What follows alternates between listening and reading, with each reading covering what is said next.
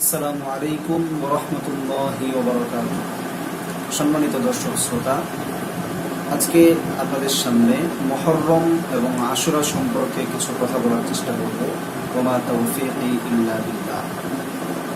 আল্লাহ রাব্বুল আলামিন মুহররম মাস সম্পর্কে পবিত্র কোরআনে কারীমের সূরা তাওবায় বলেন, ফিহা আরবাআতুল হুরুম, অর্থাৎ 12 মাসের মধ্যে আল্লাহ রাব্বুল আলামিন 4টি মাসকে হারাম হিসেবে ঘোষণা করেছেন। যে মাস সম্মানিত, যে মাসের মধ্যে আল্লাহ রাব্বুল আলামিন মুসলমানদের জন্য যুদ্ধ বিগ্রহকে হারাম করেছেন।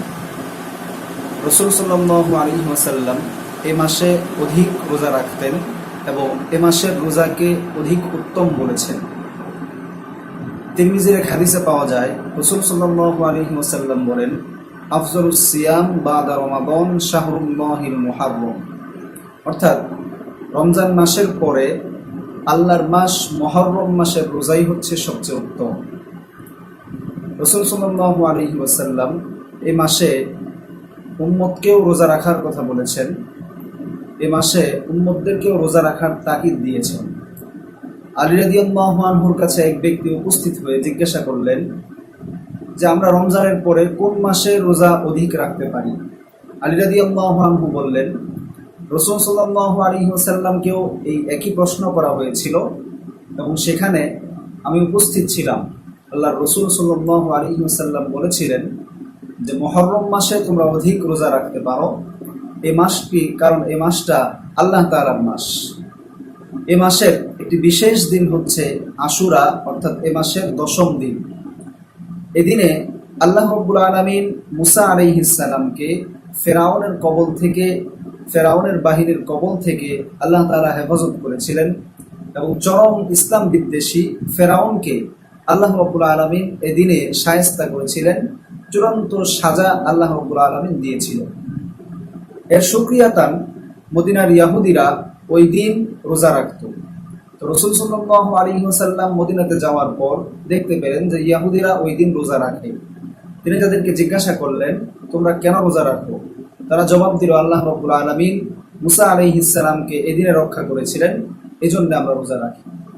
আল্লাহ রাসূল সাল্লাল্লাহু আলাইহি ওয়াসাল্লাম তারপরে উম্মতকে জানিয়ে দিলেন, সুমু আশুরা, আশুরার দিন তোমরা রোজা রাখো, কিন্তু ওয়াখালাফু ফীহিল ইয়াহুদ, ইহুদিদের ব্যতিক্রম তোমরা করো।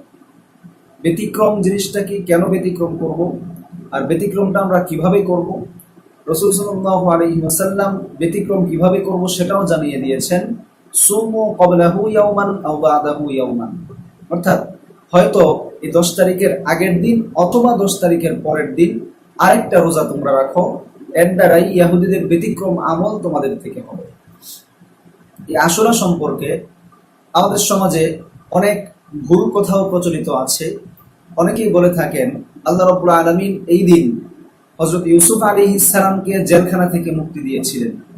অনেকেই বলে থাকেন আল্লাহ রাব্বুল আলামিন এই দিনেই ইয়াকুব আলাইহিস সালামের চোখের জ্যোতি ফিরিয়ে দিয়েছিলেন।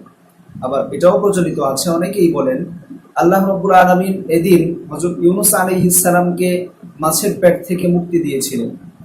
আল্লাহ তাআলা পৃথিবীর সর্বশেষ যে ঘটনা কিয়ামত এই দিনেই সংঘটিত করাবেন ইত্যাদি অনেক কথা আমাদের সমাজে প্রচলিত আছে, যে কথাগুলোর আসলে কোনো ভিত্তি নেই, সরই কোনো দলিল নেই।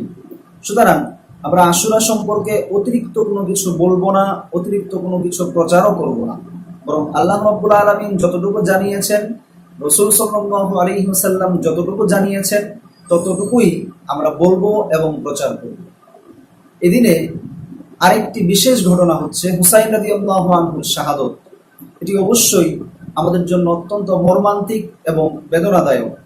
কিন্তু যতই বেদনাদায়ক হোক, রাসূল সাল্লাল্লাহু আলাইহি ওয়াসাল্লামের শিক্ষা আমাদের চোখ অশ্রুসিক্ত হয়, আমাদের অন্তর ব্যথিত হয়, কিন্তু আমরা এমন কোনো কাজ করব না যে কাজের দ্বারা আল্লাহ রাব্বুল আলামিন আমাদের উপর অসন্তুষ্ট হন। সুতরাং হুসাইন রাদিয়াল্লাহু আনহুর শাহাদতকে কেন্দ্র করে এদিন কোনো ধরনের শরিয়া বিরোধী কাজ, নিজেকে নিজে আঘাত করা, তাজিয়া মিছিল করা ইত্যাদি বিভিন্ন শরিয়া বিরোধী কাজ থেকে আমরা নিজেদেরকে বিরত রাখব বরং এদিনের যে আমল, অর্থাৎ আমরা এদিন রোজা পালন করব, আমরা এই মাসে বেশি বেশি আল্লাহ রাব্বুল আলামিনের ইবাদত করব। এদিনের রোজা সম্পর্কে আল্লাহ রাসূল সাল্লাল্লাহু আলাইহি ওয়াসাল্লাম বলেন, আহতাসিবু আলাল্লাহ আন ইউকাফফিরাস সাইয়্যাতিল্লাতী ক্বাবলা আন ইউকাফফিরাস সানাতাল্লাতী ক্বাবলা। অর্থাৎ রাসূল সাল্লাল্লাহু আলাইহি ওয়াসাল্লাম জানাচ্ছেন যে আমি ধারণা করি আল্লাহ রাব্বুল আলামিন একদিনের রোজার কারণে পিছনের এক বছরের গুনাহ আল্লাহ রাব্বুল আলামিন ক্ষমা করে দিবেন। সুতরাং আল্লাহ রাব্বুল আলামিন আমাদের প্রত্যেককে এই দিন সম্পর্কে সঠিকভাবে জ্ঞান লাভ করা এবং সহিহ আমল করার তৌফিক দান করুন।